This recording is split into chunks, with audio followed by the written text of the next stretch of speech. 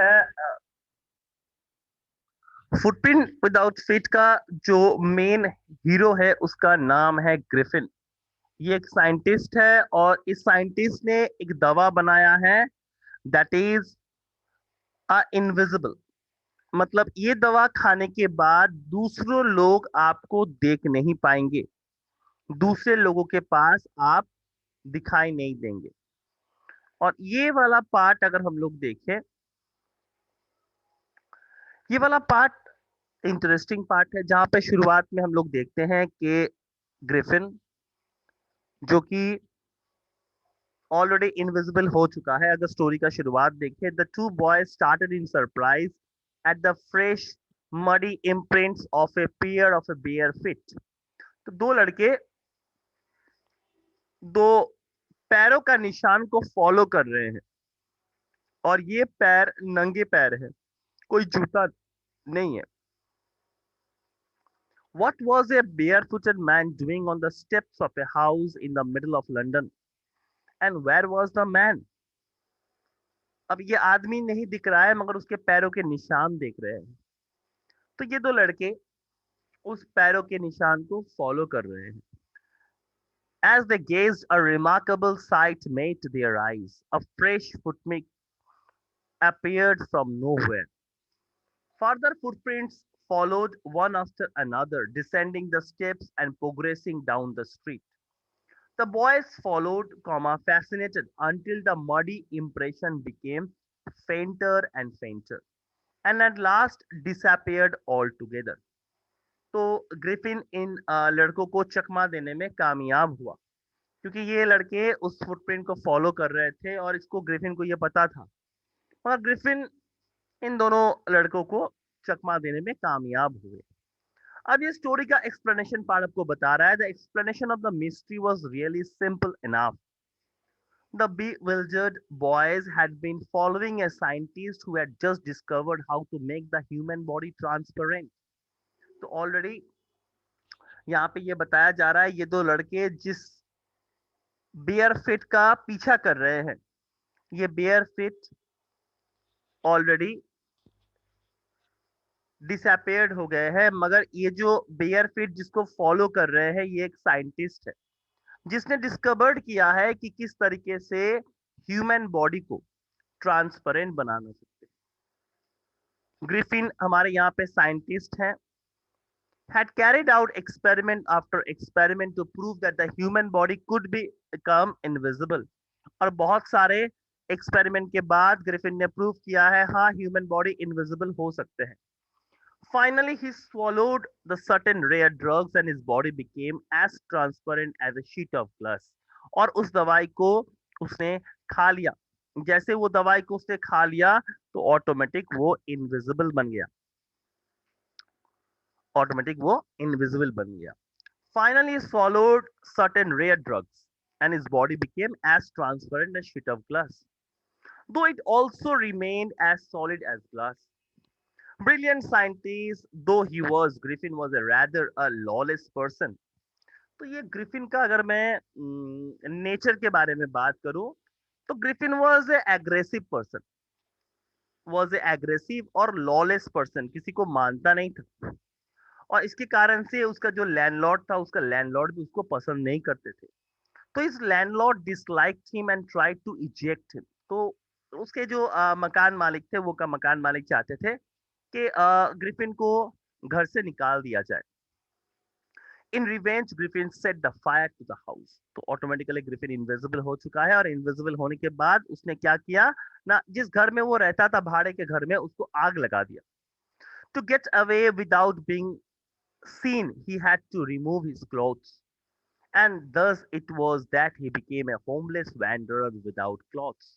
और इसके कारण से आज उसके पास घर नहीं है और कपड़े भी नहीं है। Thus it was that he became a homeless wanderer without clothes, without money, and quite invisible, until he happened to step in some mud and left footprint as he walked। तो ये जो दो लड़के जो बेयर फिट का पीछा कर रहे थे, ये किस तरीके से हुआ, ये पार्ट यहाँ पे एक्सप्लेन किया गया था कि इनविजिबल होने के बाद वो मिट्टी कीचड़ के ऊपर पैर दे दिए थे, और वो मिट्टी के ऊपर पैर देने के बाद उसका फुटप्रिंट्स नजर आ रहा था। Now, he escaped easily enough from the boys who followed his footprint in London. तो बहुत आसानी से ग्रिफिन उन लड़कों को चकमा देने में कामयाब हो गया और ग्रिफिन लंदन का बाशिंदा था। But his adventure were by no means over. He had chosen a bad time of the year to wander about the London without clothes. तो ग्रिफिन का सिलेक्ट किया हुआ समय गलत था क्योंकि ये समय लंदन के सड़कों में अच्छा खासा ठंड रहता है। अच्छा खासा ठंड रहता है क्योंकि विंटर का महीना है। The year was bitterly cold and he could not do without clothes. Instead of walking about the street, he decided to slip into a big London store for warmth. तो मिड विंटर का मौसम था और काफी ठंड था, सर्द हवा बह रहा था और ग्रिफिन ने सोचा क्यों ना एक डिपार्टमेंटल स्टोर के अंदर चले जाए और थोड़ा शरीर को गर्माहट लाए।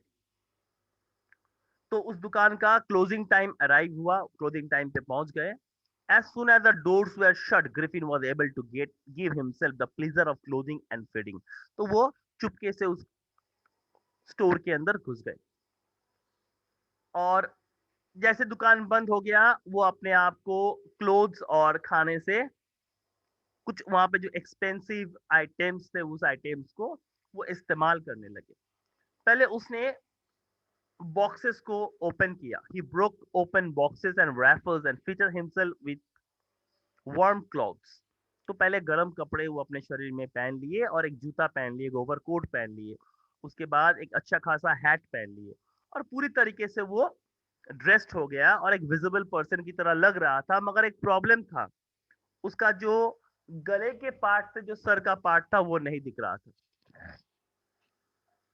उसके बाद in the kitchen of the restaurant he find the cold meat and coffee and is followed by the meal with sweets and wine taken from the grocery store. तो उसने अपने आप को खाना खाने के बारे में वो वहां पे सोच रहा था। वहां पे रेस्टोरेंट के किचन पे पहुंचा और वहां पे थोड़ा सा उसको मीट और कॉफी मिला और कुछ मिठाई भी मिले। उसके साथ वो थोड़ा वाइन ले लिया ग्रोसरी स्टोर से और खाना खाने के बाद वहीं पे वो सो गया। Finally he settle down to sleep on the pile of quilt. If only Griffin had managed to wake up in good time, all might have been well. अगर ग्रिफिन सही तरीके से ठीक समय में वो उठ जाता तो इतना ज्यादा झमेला उसको फेस नहीं करना पड़ता है। As it was, he did not wake up until the assistant were already arriving next morning. तो जब इस दुकान खोलने का समय हुआ और उसके स्टाफ पहुंच गए, तब ग्रिफिन का नींद टूटा। When he saw a couple of them approaching, he panicked and began to run. जब ग्रिफिन ने देखा कि उस दुकान के असिस्टेंट दुकान में आ गए हैं, तो वो थोड़ा डर गया और भागने लगा। They naturally gave chase. In the end, he was able to escape only by quickly taking off his newly found clothes. At last, वो खुद को फिर से इनविजिबल कर लिया क्योंकि उसके अलावा उसके पास कोई चारा नहीं था। इसके अलावा वो असिस्टेंट्स उनको पकड़ लेते। So once more he found himself invisible but naked in the chill January air. और दोबारा वो वहीं पे आ गया जहां पे था। तो सारे कपड़े खोल दिए और वो फिर से गायब हो गया। This time he decided to try the stock of a theoretical company in the hope of finding not only clothes but also something that would hide the empty space above his shoulder. Important point. अब वो एक दुकान पे पहुंचे जिस दुकान में आपको नकली नाक, नकली अ, कान या आपके जो शरीर को ढकने के लिए जो पार्ट्स उसको चाहिए था, वो सारे चीज उसको वहां पे मिल जाएंगे।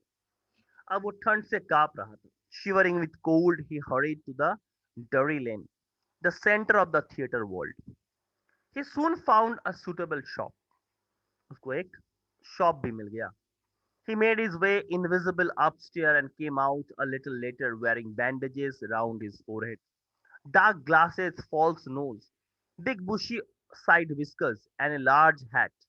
तो अपने मुंह को पूरी तरीके से ढक के कोई उसको रिकॉग्नाइज नहीं कर पाए, तो उस तरीके से उसने आपको मेकअप किया। To escape without being seen, he cautiously attacked the shopkeeper from behind. और उस दुकान के मालिक को उसने अटैक किया और उससे सारा पैसा छीन के वहां से वो भाग गया। After which he robbed him of all the money he could find. और अब वो शहर में नहीं रह सकता था, तो शहर से वो कुछ दूर जाना चाहते थे। लंदन में एक गांव है जिसका नाम है ईपिंग, तो वो ईपिंग में जाना पसंद किए। Eager to get away from the crowded London, he took a train to the village of Epping, where he booked 2 rooms at the local inn. और वहाँ पे जो लोकल इन था, मतलब जहाँ पे रहने का जगह देते थे, उस रहने का जगह में उसने 2 रूम बुक किया। 2 रूम वहाँ पे बुक किया। अब इस मौसम में कोई बाहर घूमने निकलेगा, ये लंदन में एक्सेप्टेड नहीं है, क्योंकि सर्द के जब जनवरी का या दिसंबर का महीना होता है तो चारों ओर बर्फ ही बर्फ होते हैं। तो इस मौसम में कोई बाहर निकलना नहीं चाहता है अपने घर से छोड़ के। The arrival of a stranger at an inn in winter was, in any case, an unusual event. A stranger of such uncommon appearance set all the tongues wagging. और ग्रिफिन का जो पर्टिकुलरली मेकअप था, उस makeup को देखते हुए कोई भी चकमा खा जाएगा ये क्या हो रहा है।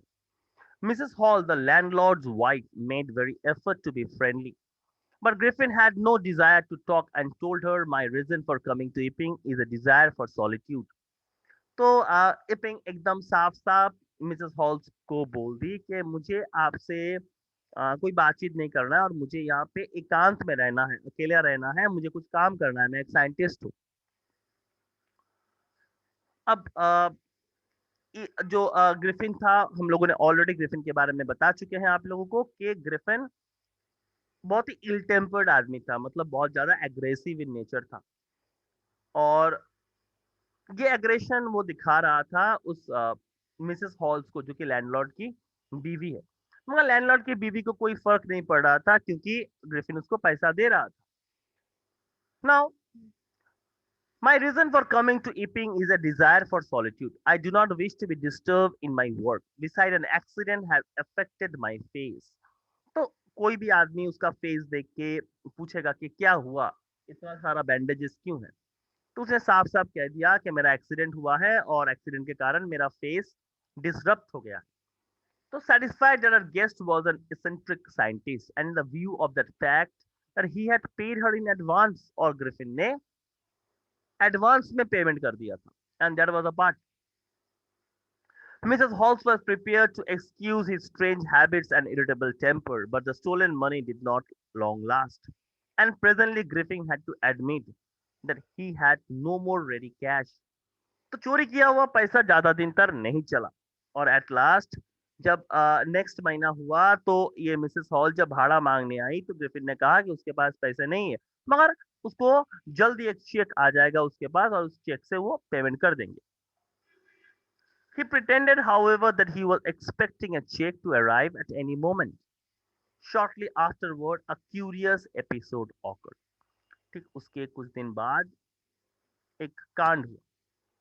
Very rarely in the morning, a clergyman and his wife were awakened by noises in the study room. तो ये मियाँ बीवी सो रहे थे अपने बेडरूम पे, अचानक उनको देखा कि एक आवाज हुआ। कहाँ पे ना, ड्राइंग रूम में, जहाँ पे लोग बैठते हैं। Creeping downstairs, they heard the chink of money being taken from the clergyman's desk. और पैसे का जो खनखनाट का आवाज है, उस आवाज क्लर्जीमैन का कानों तक गया और क्लर्जीमैन समझ गया कि उसके ड्रॉअर से कोई पैसा चोरी कर रहा है। Without making any noise and with a poker grasped firmly in his hand, the clergyman flung open the door, surrender. और तुरंत वहां पे मिसेस एंड मिस्टर हॉल वहां पे पहुंच गए। और मिस्टर हॉल जो कि क्लर्जी मैन है, उसने कहा कि सरेंडर। मगर वो लोग अचंभित रह गया कि अंदर घुसने के बाद वहां पे कोई था ही नहीं। Then to his amazement he realized that the room appeared to be empty. He and his wife looked under the decks, behind the curtains and even up the chimney. There wasn't a sign of anybody. तो automatically चारों ओर ढूंढने लगे कि कौन था। पर्दे के पीछे देख रहे थे, डेस्क के नीचे देख रहे थे, चिमनी के पास देख रहे थे, मगर कोई कहीं पे नहीं था। There wasn't a sign of anybody. Yet the decks had been opened and the housekeeping money was missing. और डेस्क खुला हुआ था और उस घर के खर्च खर्च के जो पैसे थे वो खर्च करके पैसे वहां से मिसिंग हो रहा था. Extraordinary affair, the clergyman kept saying for the rest of the day. क्योंकि ये एक एब्सर्ड बात है ना कि आप पैसे का आवाज सुने, आप देख रहे हैं ड्रॉअर खुला हुआ है, पैसा लेके कोई भाग गया है, मगर जब आप पैसा ड्रॉअर खुला तभी आप वहां पे पहुंच गए, मगर आप किसी को देख नहीं पा रहे हैं. तो ये बात मिस्टर हॉल को हजम नहीं हुआ. The landlord and his wife were up very early and were surprised to see the scientist's door wide open. और ये जो क्लर्जी मैन है और इनके जो बीवी है वो सुबह सुबह उठ गए, बहुत जल्दी उठ गए, और उठ के जब बाहर आए देखा कि ग्रिफिन का दरवाजा खुला हुआ है, क्योंकि नॉर्मली ये दरवाजा बंद रहता है. Usually it was shut and locked and he was furious if anyone entered his room. और ग्रिफिन बहुत गुस्सा करते थे अगर कोई उसके रूम में घुसा तो. The opportunity seemed too good for to be missed. They prepared round the door, saw nobody, and decided to investigate. और ये मिस्टर एंड मिसेस हॉल्स ने उस रूम में जाने का निर्णय लिया कि एक बार जाके देखते हैं मामला क्या. The bedclothes were cold, showing that the scientist must have been up for some time, and the stranger still the clothes and the bandages that he always wear were lying about the room. और जो bandages वो हर रोज पहनता था वो bandages जमीन में गिरा हुआ पड़ा, तो जमीन में गिरा हुआ था. All of a sudden Mrs Hall's heard a sniff close to her ear. तो एक हवा का झोंका, जस्ट एक पार्ट उसको सुनाई दिया. A moment later the hat on the bedpost kept up and dashed itself into her face. Then the bedroom chair became alive. Springing up into the air, it charged straight at her, legs foremost. As she and her husband turned away in the terror, the extraordinary chair pushed them both out of the room and then appeared to slam and lock the door after them. तो ऐसा लगा कि कोई chair फेंक के उनको मारा, और इस डर से वो लोग दरवाजे से बाहर निकाल दिया गया, दरवाजे से बाहर निकल के दरवाजा बंद कर दिया गया. Mister hall almost fell down the stairs in high stairs. तो डर के मारे, ये एक नर्वसनेस होता है जिसके मारे वो गिर गए. She was convinced that the room was haunted by spirits. अब यहाँ पे मिसेस हॉल मानने लगे कि ऑटोमेटिकली इस रूम में जरूर कोई आत्माएं रहती हैं, तो आत्मा जरूर इस रूम के अंदर है, नहीं तो ये कौन कर सकता है, पूरा रूम फांका है. And that the stranger had somehow caused this to enter into our furniture. और यही ग्रिफिन के वजह से ही हो सकते हैं, कोई भूत प्रेत यहाँ पे आ गए हैं. My poor mother used to sit in that chair, she moaned. To think it should rise up against me now. तो जो चेयर उनके तरफ आया है या उनको जो चोट पहुंचाया है, वो चेयर में मिसेस हॉल की माँ बैठा करती थी, और आज यही चेयर मेरे ऊपर हमला कर रहा है. थोड़ा अजीब बात है. The feeling among the neighbor was that the trouble was caused by the witchcraft. तो नेबर का जो मानना था कि ये काम डायन का है, पर witchcraft or not. When news of the burglary at the clergyman's home became known, the strange scientist was strongly suspected of having had a hand in it. जब ऑटोमेटिकली जब ऑटोमेटिकली आपके पास ये न्यूज आया, आपके पास ये न्यूज आया, क्या news आया ना, क्लर्जीमैन के घर में चोरी हुआ है, क्लर्जीमैन के घर में चोरी हुआ है. और तब एकदम सस्पेशन ग्रिफिन के ऊपर ही गया कि कोई नहीं, ग्रिफिन ही किया होगा शायद. Suspicion grew even stronger when he suddenly produced some ready cash, though he admitted not long before that he had no money. और ये सस्पेशन एकदम हकीकत में बदल गया. कब? जब इस क्लर्जी मैन ने, सॉरी ग्रिफिन ने पैसा दिया मिस्टर हॉल को, क्योंकि उसने पहले ही बोल चुका था उसके पास कोई पैसा था नहीं, तो अचानक ये पैसा आया कहां से. तो विलेज के जो कांस्टेबल है उसको बुलाया गया. The village constable was secretly sent for. Instead of waiting for the constable, Mrs. Halls went to the scientist. who had somehow mysteriously appeared from his empty bedroom. और किसी तरीके से मिसेस हॉल्स के पास वो साइंटिस्ट पहुंचा। Mrs hall उस scientist के पास पहुंचे और मिसेस हॉल ने पूछा कि अचानक ये रूम बंद था और आप अंदर से बाहर कैसे आए? I want to know what have you been doing in my chair upstairs, she demanded. And I want to know how it is you come out of an empty room and how you entered a locked room.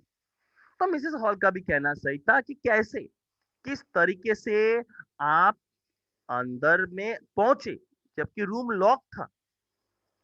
तो इसको सुन के Griffin एकदम आग बबूला हो गया और बहुत ज्यादा गुस्सा करने लगे। The scientist was always quick tempered and now he became furious. You don't understand who or what I am, he shouted. Very well, I will show you. और वो गुस्सा हो गया और गुस्सा होके मिसेस हॉल्स को कहा कि चलो मैं आपको दिखाता हूं मैं कौन हूं। Suddenly he threw off the bandage, whiskers, spectacles and even nose. It took only a minute to do this. और उसका जो नकली नाक, बैंडेजेस था, चश्मा था, सारे चीज उसने उखाड़ निकाल के फेंक दिया। To the horrified people in the bar found themselves staring at the headless man.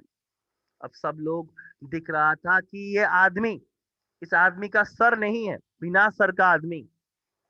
Mr. Zafar, the constable, now arrived and was quite surprised to find that he had to arrest a man without a head. और mister Jafar काफी ज्यादा डर गया। ये mister Jafar कौन था ना, constable था।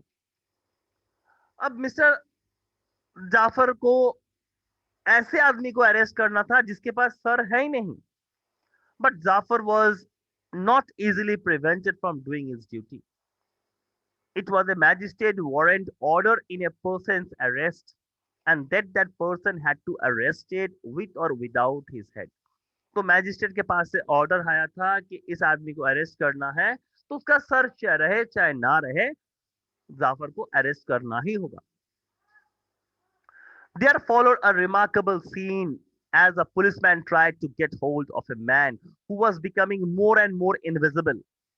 तो आहिस्ता आहिस्ता ग्रिफिन ने क्या किया, खुद को इनविजिबल बनाने का प्रोसीड्योर में आ गया। वो ऑलरेडी अपने बैंडेजेस, अपने नकली नाक खोल के फेंक चुका था और आहिस्ता आहिस्ता वो अपना एक एक करके कपड़ा उतार के फेंकने लगा। So there followed a remarkable scene as a policeman tried to get hold of a man who was becoming more and more invisible as he threw off one garment after another. Finally, a shot flew into the air, and the constable found himself struggling with someone he could not see at. तो automatically constable एक ऐसा आदमी से लड़ रहा था जिसको वो देख नहीं पा रहा है। Some people tried to help him but found themselves hit by the blows they seemed to come from nowhere. तो कुछ लोगों ने मिस्टर जाफर को हेल्प करने की कोशिश किया मगर बेकार, क्योंकि उनको भी मार पड़ रहा था और वो मार किस तरफ से कहां से आ रहा था ये पता नहीं है। In the end, Jafar was knocked unconscious as he made a last attempt to hold on to the unseen scientist. और इतना मार मारा ग्रिफिन ने कि बेचारे मिस्टर जाफर बेहोश हो गए। There was nervous, excited cries of hold him. तो सब लोग चिल्ला रहे थे पकड़ो पकड़ो। But this was easier said than done. Griffin had shaken himself free and no one knew where to lay hands on him. और ग्रिफिन खुद को फिर से इनविजिबल बना लिया था और कोई नहीं जानता था ये वो कहाँ है। And that's how the story end by H.G. Wells. So if you have any doubt, please let me know.